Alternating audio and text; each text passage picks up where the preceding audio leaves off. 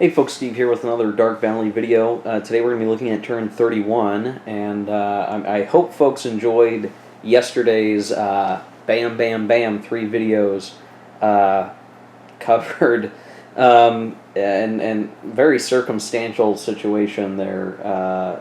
Not often will I have been able to record that much, but then we also had short turns, so I managed to slam my way through pretty quickly in those videos. And so today I may only be able to get 31 done, and then we'll see how we go. We're really in the last 14 turns, which equates to roughly 7 weeks of recording, which is almost 2 months still. So we still, for me getting a few videos out, we still have quite a ways to go in the rest of the campaign. So the rest of 1944, and we're only in February, and then our chunk of 45 to ring out the rest of the game. I did want to take this video's intro to just talk quickly about my thoughts on how things are going with the war and the effort here in the game. So, yeah, I think ultimately the Soviets are going to be pushing the Axis back eventually. However, I'm not quite certain they'll be able to do it until after May 45, which is when the game ends, by the way. So it could very well we have an Axis victory by situation, which is how the game plays out. There's really in the game, there's just the, if the Axis can do really well in Barbarossa, do they automatically win the game? And that could be seen as sort of like an Axis victory of sorts in the war. But in reality, of course, is that we've got the Soviet juggernaut pushing up against the Axis forces and looking to smash them, and we've just had trouble getting consistent success here to really eliminate a lot of units. It's very tough in many places along the line, even with excellent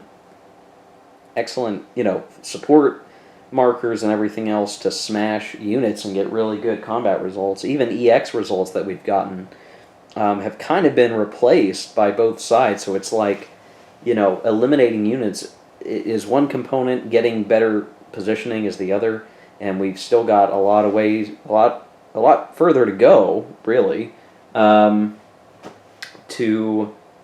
be in good shape, I think, as the Soviets. If I look at the turn track, I can see that on turn 34 would start Operation Bagration.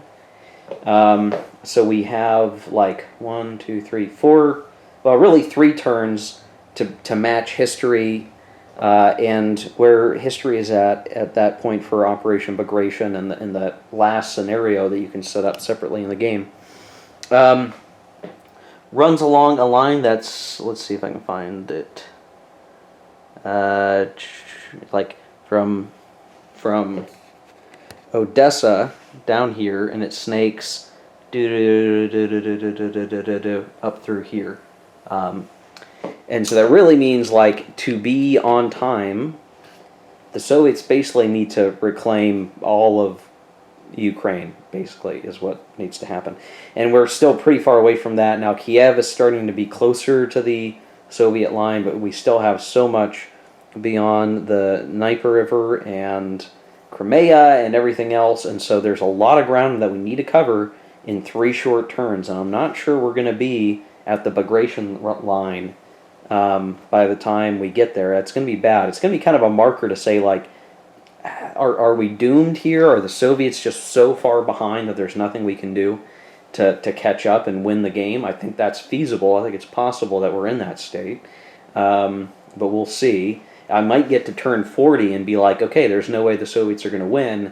Then we might have to decide at that point, do I stop recording and just say, hey, or the Axis is going to win, or do I play through the last so many turns just to show you what goes on? I don't know yet, but leave me your thoughts in the comments on how we might proceed. It's really going to depend on these next 7 or 8 turns that I think are going to decide, is it still in our grasp to win as the Soviets, or are we just doing too well as the Axis? And a lot of what has contributed to that success of the Axis has been a couple of things. One of which is from the time I started Case Blue, I did reasonably well, but I didn't overextend myself. I didn't try very hard to go for Stalingrad. I didn't try very hard uh, to go for Krasnodar. I took Voronezh, which was useful and very helpful, and helped us, threaten Tula. We were making sort of this upward cut, which was nice, but we just didn't have the steam to keep going. But that entire time, as opposed to history, I avoided major Axis disasters. So by the time it became, okay, now the Soviets are on the attack, I wasn't in a huge deficit of Axis units. I hadn't lost a huge amount of armor units. I hadn't lost a huge amount of Panzer Grenadier units. In fact, I don't think I've lost any Panzer Grenadier units. And so basically the entire, last long while in the game has been like the Axis is in pretty good shape, they didn't overextend, and they've been stable. And without those historical disasters, we've been able to maintain a pretty coherent line. And again, just moving back, we've taken some hits, but we've sort of managed that damage pretty well. So I think from that perspective, I think like as the Axis, I've made smart strategic decisions that have paid off well. And for the Soviets, I think I've made some mistakes. While I have concentrated my guard units, and I have now concentrated my artillery more with what the rules actually allow you to do. I think in hindsight, if I were to do it again, I probably would focus more on ensuring that a lot of these powerful units are in just one place. Like they're all here instead of like down here and some over here. Like I would pick one spot, maybe two, and use that to do encirclements, because so far since the Soviets have taken offensive initiative, I haven't been able to actually encircle and isolate German units and eliminate them via isolation. It just hasn't happened. I haven't gotten enough force to punch through the hole consistently, but as the Axis, I've also been very careful to marshal my lines to have pretty decent combat factors all the way down the line, and I've made adjustments along the way. So it's just, I don't know, I will reiterate what I said in a previous video not long ago. I think attacking in this game is very hard. I think making progress as the attacker, you really have to have a good plan and a plan of action to progress. And I don't know if it's an issue of, I'm coming back to it after not being around the game like a week at a time, that, I'm not, maybe I'm just not doing well from that perspective, like I'm having to refresh myself a little bit. But I don't know. First time playing the game, right? And it's like I have been playing this game now technically for months. You would think I'd be pretty darn good at it, but still I'm playing myself, and there are repercussions from that even where but via playing myself, I'm a little more conservative. If I was playing a real opponent, I might take more chances because I might be thinking I'm getting away with something, that they don't see what I see, and that I can outsmart my opponent somehow, or I can trick them. I can't do that to myself, so it's like if I go, aha, I'm going to do this, like, well, okay, I know that I'm doing that, so I will counter with the appropriate counter. It leads me to be very conservative. That's just my play style in terms of like, am I taking big chances here? And I think maybe, that's just one issue for myself. You won't have that issue necessarily, and it would be interesting to see this, played opposed and see how it differs. But anyway, so all that to say, we're in okay shape. The reinforcements for this turn are pretty straightforward. They're just some Soviet ones, which are a guard army conversion, which we'll have to make, and then more artillery, which is pretty darn good for them. And the Axis will get their allotment of replacements that we've had every turn. The Soviets are going to get a boatload of their replacements, but the reality is the Soviets don't even need to use it. They've got one unit that's injured behind the front line that they're going to beef up, and that's it. So it's really just going to be the replacements are more useful for the Axis at this point. Okay, what I'm going to do now is, like usual, I'm going to take care of the replacements and reinforcements, and then I will do the strategic movement stuff. There probably won't be very much of that. I don't think I'm going to end up putting anything in stock car reserve again, because I really don't have units on rail lines where it's like, oh, I can just pull them off. They're kind of in positions for exploitation after combat, ideally. So I'm going to keep them on the line and just give up that Stavka piece because, again, I'd rather have the units where they're at now. That's just the way I see it right now for the moment. I'm sure there's issues with that, but I'm not a perfect player by any means. So we'll come back with the initiative chit recipe for the turn, and we'll start playing it out. So we'll be right back. Okay, so really not too much to talk about for the reinforcements and strategic move. I mean, it's all pretty straightforward stuff at this point. Don't need to talk too much through it other than, I'm obviously moving as much as possible with the rail move units in places where I can best make use of them. That's really about it. So here's the action chit recipe for this turn. Again, the Axis gets their move or combat, and the one Panzer chit. I've chosen the 4th again because I think that situation is going to start to continue to develop, just because the Soviets have a salient there that they can make use of. Though who knows? I mean, we actually have a real opportunity here to see some additional action, maybe down with the Zhukov HQ this turn. So I don't know. We'll have to see. The logistics chit as usual, and then move. Combat stuff, Zhukov, deep battle. Now, right now, amazingly, the Soviets have most of their front line up against the Axis front line. There's a few powerful units that are behind the front line because they had to be replaced or they were being reinforced or whatever, and I could not get them into the front line. And now, so it's like I could do movement, but I don't think we'll miss. I mean, it's a lot of combat factors behind the front line. It's like, a fair bit because it's some of those guards. But we have other guard units on the front line, and I think now is the perfect time for some deep battle. So we'll do deep battle, and if we're lucky, what we can do is leverage the post-combat movement to start to break out a little bit. The challenge is going to be, making the actual breakouts can be very difficult because it might, ideally, the perfect scenario would be combat Stavka, Zhukov, then deep battle right after it, right?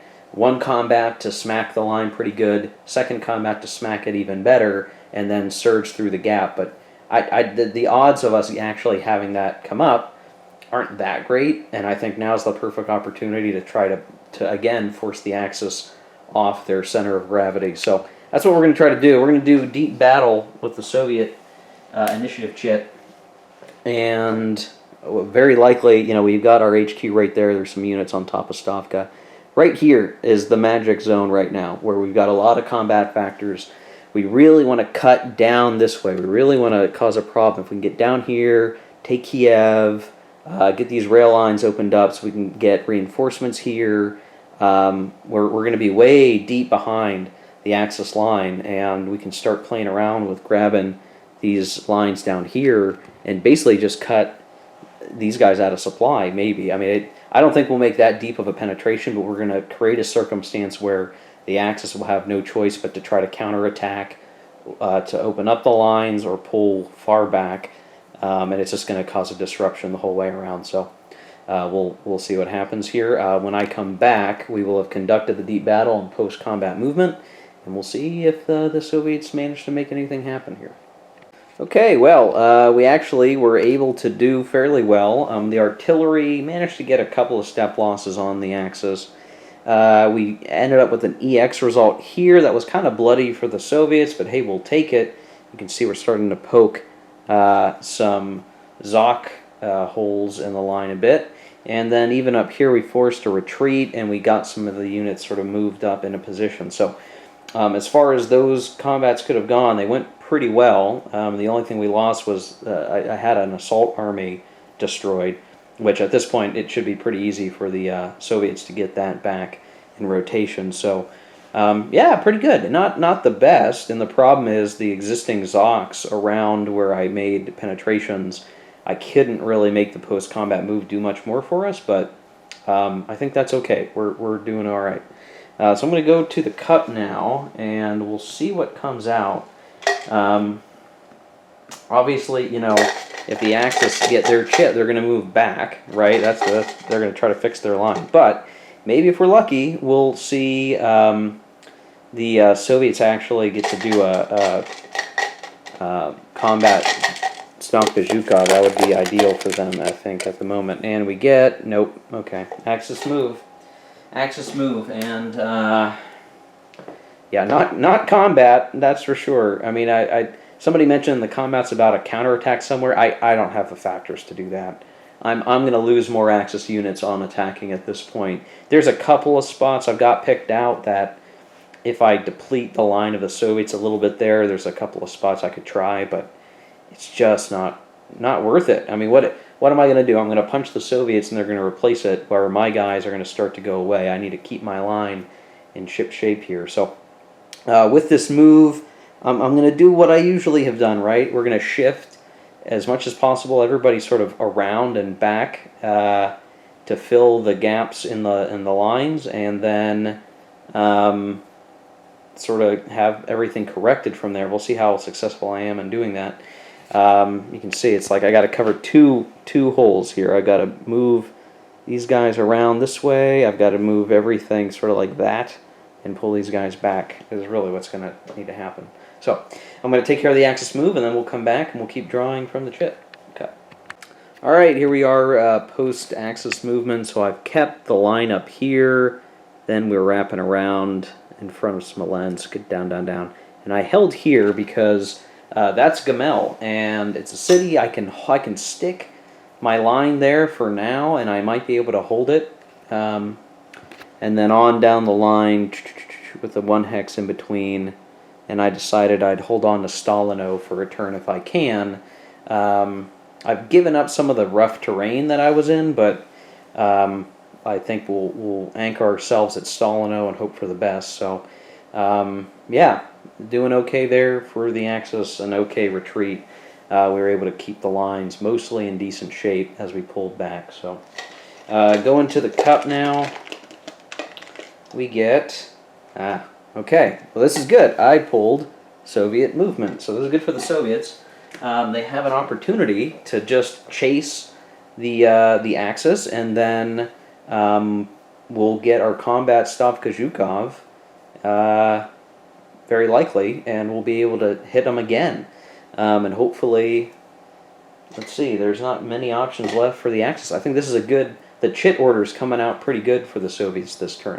This is pretty good. So I'm going to take care of the Soviet move. I'm going to get everybody moved up, and then we're going to see what happens next. All right, well, here's the Soviets after movement. They've gotten up close. Now, there's this, as you're shifting the line, you find spots where you have too many units. You find spots where you don't have enough units. And I've just got to get a little bit better about that positioning, but I think the Soviets have their guys more or less in the best places that they can be. I've got some injured guard armies that I'm going to leave behind the front line so I can get them recharged here in the next replacements phase, but again, I think we're doing okay here. I'm going to go to the cup, and we'll see what comes next. Only a couple chits left. And we got combat Stavka Zhukov. So this is, I think, really the best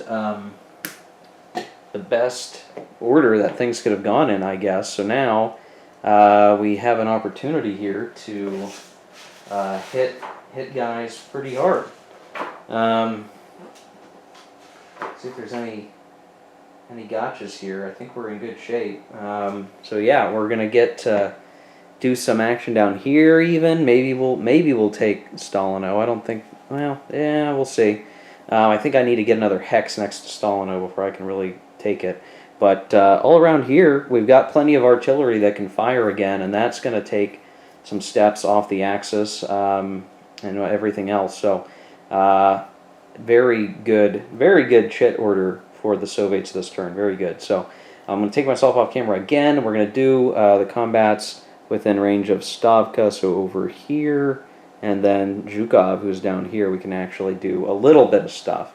There's one hex gap, and that's due to Zoc placement issues that the Axis had set up, but we might be able to knock a few things loose. That's the important piece, so we'll be right back. Well, this is an awfully good turn for the Soviets. In the south, we saw the taking of Stalino. We managed to get a DR result and force the Axis out, and we're able to move in to the city, and now we're sitting pretty good on that end of the line. In fact, we can even potentially try to knock some of those guys out since they've got some Zoc issues to deal with. Very rough situation for them to deal with. So good stuff for the Soviets there. And then further up the line, we actually did take Gamel, but it was bloody. We actually lost a lot of steps up here along this line.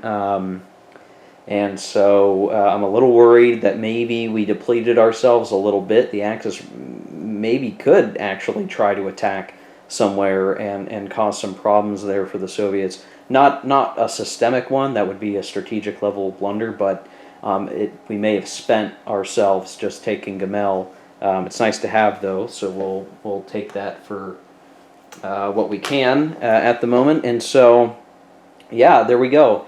Combat. None of the unsupported combats really made sense yet. There's a couple I was thinking about, but there's just too many combat factors stacked around, so we'll let it go. Though the line over here for the Axis is thinning quite a bit down here. You can see I've got some like flipped units. Things are getting a little hairy there.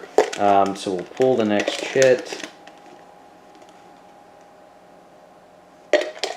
And logistics. So the only units that might have a challenge with logistics right now are these guys down here. And they've got to count, what is it, 7 to the... So if we got to count from here, say 1, 2, 3, 4, 5, 6. Okay, so they're okay. What was it? They were here. 1, 2. No, they weren't. I think I'm screwing up here, guys. No, they would have been the guys there. I hope I didn't just screw something up.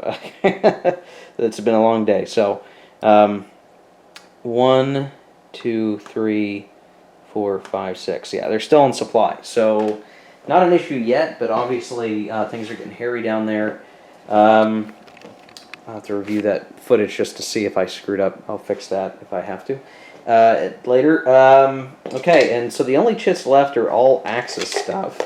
So we'll pull the next chit, and it is the 4th Panzer. And the only problem with the 4th Panzer is right now they really can't afford to try to fix the line right now. Because if they thin it out, they're going to thin it out covering the here. So I mean, I guess I could try to shift everybody down one. 1,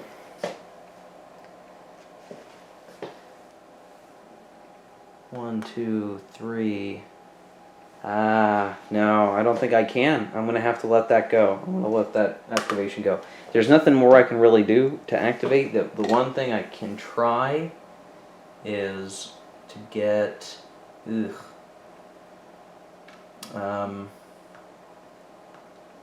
that's not good. Oh, man. I can't move. I'm going to lose this hex when the Soviets attack it. And I can't... I'm going to have to just move units back. I'm going to have to retreat and just hope that that holds or something. We're starting to run out of coverage. So I'm just going to pull the next chit. It is combat. Axis combat. There's really one place I can look at combat. It's right here, honestly. That might be our only real option.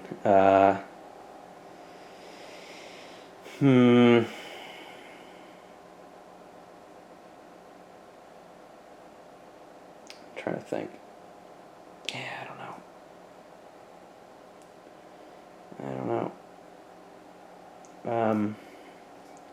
All right. Well, I'm gonna take myself off camera. I'll figure it out. It's the last chit of the turn, so we'll make that determination. Okay. Well, we did take the combat, and we actually did cause a DR star on a Soviet army that had a retreat. We're not advancing because we would rather just avoid having that be up in our grill, but yeah, not a, we did something, right? It was the only attack that was really worthwhile that I could see, and and the air power of the Soviets is depleted, which is really what is allowing us to have even made that attack. So they used up all their air supporting big combats, which were big deals and were helpful, but that left them a little not having enough support to deal with a counterattack. But I don't think this really bothers the Soviets. Okay, you hit us back. Good job, Axis. Meanwhile, we're grinding you out of our country. So I think that's the end of the turn. Now with the advancing of in the capturing of a couple of cities here, with Stalino being a victory city, we're actually sitting at 30 victory points now. Still a far cry from what it would need to be for victory, so we're going to have to keep going. But Vitebsk is nearby for the Soviets. Leningrad's technically not far. We just don't have a lot of capability to get working there. Kharkov is nearby. Kiev is nearby. So the Soviets are making progress here, but they're still way behind schedule for taking back Ukraine. The Ukraine in this case, but Ukraine, the country, doesn't exist yet. So there you go. Okay, I think we'll end it here. So this was turn 31, guys. We will see what happens in the next video. Hit like if you like the video. If you'd like to see more content like this, hit subscribe if you haven't already. I have to imagine if you're watching turn 31, you're probably a subscriber. And we'll see you in the next one in turn 32. See ya.